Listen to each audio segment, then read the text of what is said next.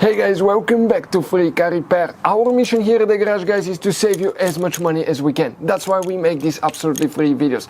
Let's go ahead and start on it now. We'll demonstrate on a 2012 Ford F-150 right here, guys. But even if you have a different model, different year, but the same generation, it may be helpful as well.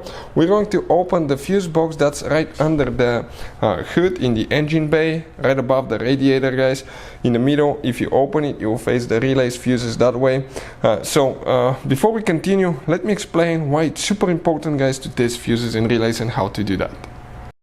So let me explain why it's super important, guys, to test fuses. Fuses, not often you can see if they're burnt or they're good. Sometimes they may seem perfectly fine, you think it's a good fuse, you put it back in and you end up spending money and time on parts and problems that do not exist, guys, when all you had to do, test your fuse, find out it's bad, replace it, fix your problem. So we will have a video how to test a fuse, okay, different kinds of fuses, and how to test relays, guys. We're going to put the link in the description of the video below, specifically to that video. Please check it out.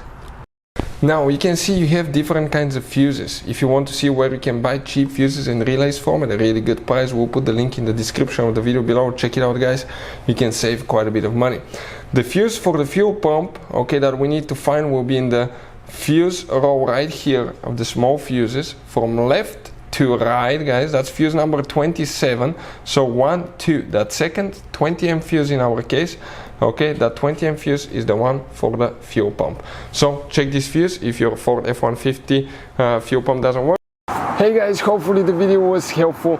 If you have any questions, don't hesitate to let us know. Leave a comment below. We'll try to make a video for your specific problem. Like, subscribe, comment, let us know what you think. And guys, by the way, we have more than 19,000 free repair videos on our YouTube channels, videos that can save you thousands of dollars in repairs. Thank you for watching and see you next time.